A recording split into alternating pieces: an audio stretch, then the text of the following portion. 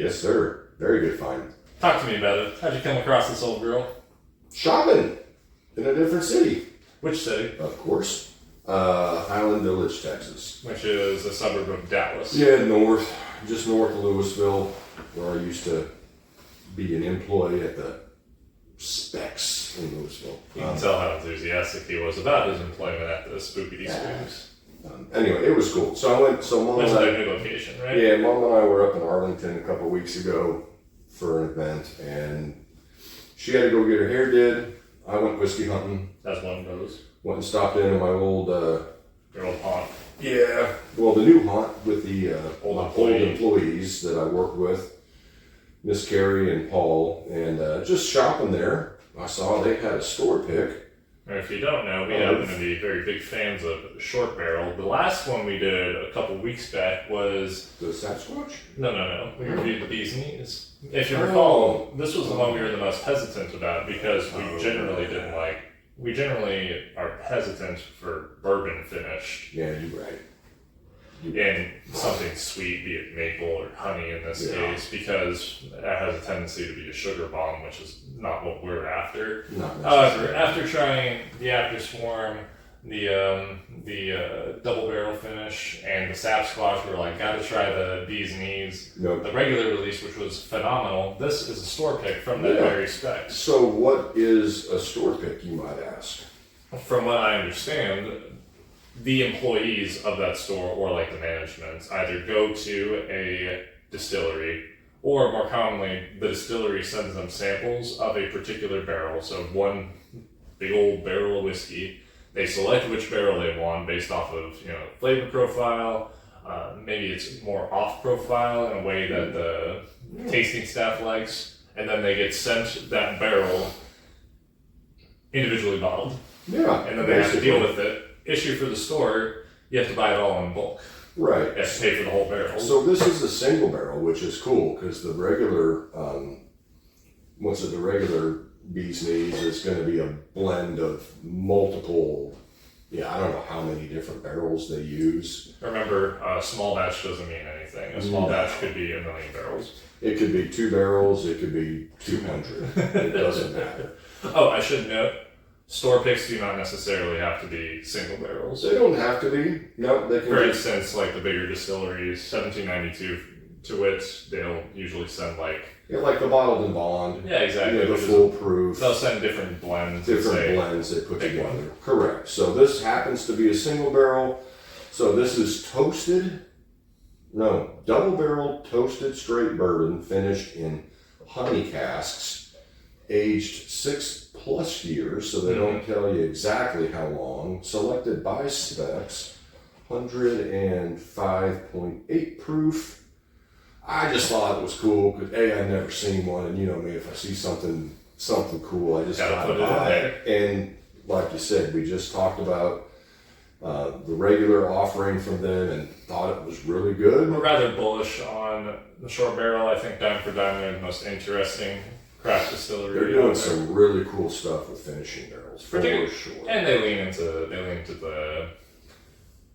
the cutting edge. They use what was it called, Kelvin cooperage. Yeah, Kelvin, which is very expensive. Very expensive. Those barrels are very expensive. I'm told it's very good wood. Yeah, well, very high quality. I think we've talked about the Kelvin cooperage before. It's just when they cut the wood, what makes the barrel, the staves. Mm-hmm. And then they basically just stick it out. We talked about it before, so if you've seen it, not bad. But they basically leave it out in the sun and just cure it for anywhere from 3 to 6 months to like multiple years. Just leave it out in the sun, and then after they do that, that's when they bring it in, put the barrel together, char it, all that fun stuff.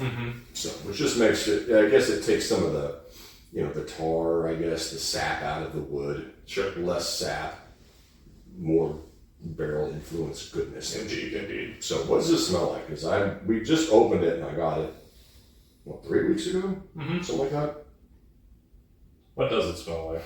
It smells like sugary goodness. Yeah, sugary goodness. Heavy toasted barrel influence. Yeah, it's funny. I'm not getting a ton of the honey right now. No, there's a honey barrel. Now, it is sourced MGP in Kentucky. That's right. Right? So you're going to have a nice blend. So I do get a little bit of almost a little bit of minty rye spice. Reminds me of like a malt milkshake. Yeah, It's very thick. Yeah, there's a thickness to it. Great viscosity, of course. Yeah, but I'm not. Pretty color. I mean, with the bees all over it and stuff, I'm not getting a ton of any wildflower honey or. That segues nicely into a topic that we can touch on after we taste it, which is what goes into making a store pick or producing a store pick.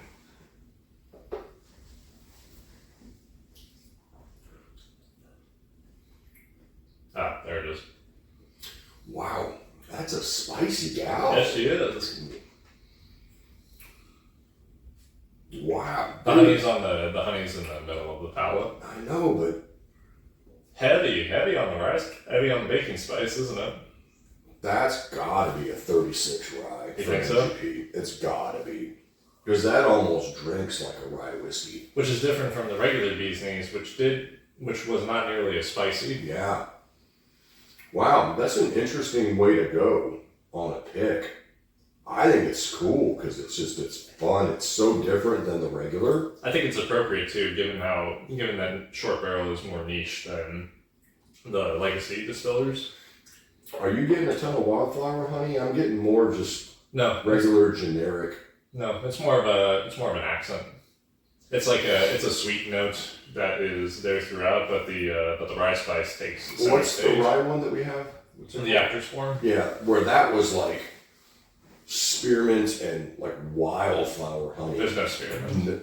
Well, I get that's what's so funny with that high rye though. Mm-hmm. I get that spiciness, and in my brain, I can almost get a little bit of spearmintiness. You know, but with a 36, if it's what I think, if it's a 36 rye, that would make sense because that's a metric crap ton of rye in a bourbon. Relatively speaking, yeah. I don't get as much. What I meant to say is I don't get as much spearmint as the Actor's Form because, like you said, the Actor's Form was spearmint gum and wildflower honey. Well, that's a 95.5 rye. That's right. That's what I love. But now I almost get. What's that? Is you said it's a green tea, right, or a black tea? Which one? I forget. I get a little tea note in there. Black tea. Yeah, mixed with a little bit of just sort of generic honey. Nothing like nothing oddly specific. But baking spices too, which is freaking pretty wild. So you would think on the nose and the palate. You would think with the label, finished in honey acid, it's just going to be a sugar bomb. But wow, it's a store pick. Yeah, so what goes into producing a store pick? Why do you think they went in this direction? And talk about that time we were in Issacore's and we were brought in on the process. Yeah. Oh, there's more honey now. Mm-hmm. I imagine this will chill out as it is exposed to air. Almost like a honey cough drop or something. There's that nice note in there that's interesting. So what goes into a store pick? So it depends. So this in particular is a single barrel. So typically what distillers do when they, or even NDPs like these guys, right? So what they'll do is as they order their barrels in, because they don't go to said distillery and taste barrels and order that way, typically. Now, sometimes you can. Sometimes they'll pull samples and send them to you so you can pick what you want. But in general, at least, yeah. Well, Aaron's different with Smoke Wagon in Las Vegas because he contract distills. So he's just buying barrels from different rick houses and floors and whatnot. And I'm sure he has this process. Yeah, and he gets them in Vegas, and sometimes they work really well. Sometimes it's like, oh crap, what am I going to do with this stuff, right? So a lot of times though, when they get their barrels in, and I think this goes for every. This is true of even distillers that produce everything in house because you're going to have just by virtue of having a whole mess of barrels, some are going to be more refined than others. Yeah. And so what they'll do is when they get, like, say we're an NDP here in Georgetown, Texas, we get 20 barrels from whichever place we bought them for. The first thing we're going to do, or bought them from, the first thing we're going to do is pop them and get a sample. Right, we're going to put them in glasses and, like, let's taste them, because we need to figure out and take notes and figure out, you know, what they taste like. Number one, if they're going to need more time to age, and then just some of them are special, and some of the special ones, that's like, oh, that can be a single barrel, or oh, that can be a store pick. Or in the case of, say, Buffalo Trace or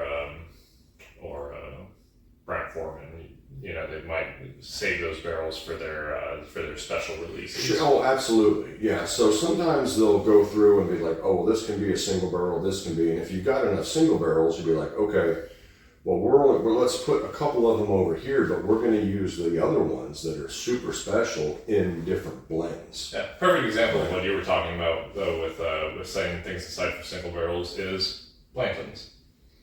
Oh, yeah. Yeah, I mean, they go through with their mash bills, and the tasters at Buffalo Trace are so interesting because they know what it's going to turn into before the whiskey actually turns into it. Mm-hmm. So they'll pull barrels for their Blanton's, barrels for their Eagle Rare. You know, they'll pull all that shit. You know? Same with the Weller products when they make the Ediths. You know, it's like, oh, this is a special one. That's going to go in the Van Winkle line or whatever. So, but that's typically what goes on with these picks. Now, the Specs guys and gals, whoever did it, this is interesting. Like, it's not what I was thinking. Because it's a lot more rye heavy. There's two paths you can, well, there's an infinite amount of paths, but generally speaking, there's two paths you can go down when you're making a store pick. Scratch that, reverse it, 3 paths. You either put it extremely on profile, as in it tastes exactly how you would expect it to. That's what I usually know with like 1792. They're very on profile. Very homogeneous, yeah. Option 2, you have it diverge a little bit, as in, you know, there's a note here or there, some maybe on the nose.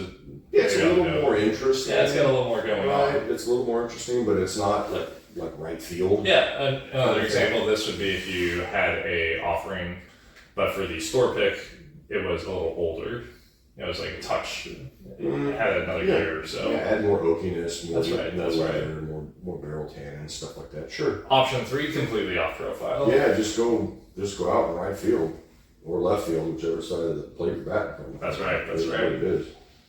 But no, this is really good. Very different though. Extremely different. This is close to pack 3, where it's completely off profile. This does not taste at all how I expected it to. Yeah, after trying the original, like the single barrel this is very different. You still get the honey in there, but the rye spice, the baking spices, there's more spearmint in there. The honey is a little more like tapped down and just sort of in the background, as opposed to being like right up front. It plays a supporting role. Yeah.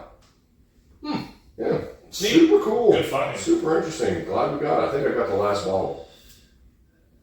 Credit where credit is due to the boys at Specs who selected this. This is rather interesting. Very appropriate as well, because like I said at the top, short barrel is small, short barrel is niche. It's fun that this is off profile. Yeah. But see, for like whiskey dorks like me and whiskey dorks like you, this is actually fun. Yeah, this is what you're looking for in a single barrel. Yeah, it's a solid bourbon, right? Aged well. I mean, this is, like I said, 6.5 years plus. The honey, and that's where it gets fun. Like when you dive into a distillery, and if you're lucky enough, like we've been, to find the offerings that we have from them, the regular offerings. Yeah, and to see how wildly different they are, but even so, they're still a little bit similar, right? Obviously, it's the same distillery. So, this is a wild one. This is cool. Very different than what I thought. Which is to say, if you are shopping around, keep an eye out for store picks. Store picks, honestly, are the best way to support whatever liquor store that you frequent. Yeah, 100%. Because they make the most profit off of it, and it's also the highest upfront cost thing that the store can do. Yeah, that's what a lot of people don't understand. I mean, They have to buy the whole barrel. They buy if it's a single barrel, and even if it's a blend, they still have to buy a set quantity. Let's say they buy 200 bottles for a store pick, right? Well, that you pay for that crap up front, and then you have to pay me in paper. Usually, you open and bottle to sample out to people to get them excited. So you have to sell the other 199. And you got to sell them, because if not, that's just taking that's going into your rent the next month. Mm-hmm. You know, so I love store picks. We're gonna do another one here pretty quick. Since I'm rocking my dope Hawaiian shirt, fancy Hawaiian shirt. That's like from an OG Hawaiian shirt place in Hawaii this is the first time I've worn, so. You gotta give me their number. That's a good shirt. Shaka, bro. Yeah, it's got the islands on it and shit. It's all good. I wear that with khakis all day. Yeah, but yeah, it's like barrel picks and single barrel picks and store picks. Those are always the most fun for me. They're the most interesting. Especially in this day and age where everybody's hunting for the same stuff. Everybody's hunting for the same regular releases. These are cool. These are cool. These are without a doubt going to be the most interesting bottles in your collection, because you can have a whole mess of like the rare and well-known bottles, but having like a random Corey store pick, just busting that out, like one of his smoke wagon picks, saying, "Hey, check this out." Yeah, no, 100%. And this it's that it's opened up on the nose. Mm-hmm. It's just like more honey, right? Sweet and spice, but a ton of honey. Yeah, but not the wildflower honey. Yeah, and that's so different. It's more the horseshit bear honey, right? But you get you those. could call it diluted honey. Yeah, because it's cool. Wildflower honey and raw honey has a very particular note to it. Yeah, very flowery, right? Yes, and that's why I'd imagine we're saying that it has a more subdued role in this, because otherwise those floral notes end up dominating the palate. Yeah, now that it's opened up, it's still very honey, but I'm still gonna stick with. I think your initial guess was right with the high rye content. It's got to be a 36 rye. It's got to be, because it's so spicy, a little bit spearminty, which is odd for a high rye bourbon. But hey, how Indiana and Kentucky play together, and I don't know what Kentucky bourbon they're using, but it could be a high rye Kentucky bourbon as well. So. Or maybe it's a high rye MGP and then a more regular bourbon mash bill from Kentucky. Yeah, maybe. Which is why the spearmint isn't. It's not too crazy, but it's there. Yeah, it's there. Yeah, 100% it's there. Super stoked. Anyhow, lucky for us. Can't buy this particular bottle. Woohoo! But go support your favorite liquor store. Buy their store picks. Keep an eye out for something interesting, because this is a perfect example of a well-executed store pick. Yeah, super cool. Well done. Well done, Specs. Well done, Specs. That's the last time we're going to say that for another calendar year. Yeah, I hope so.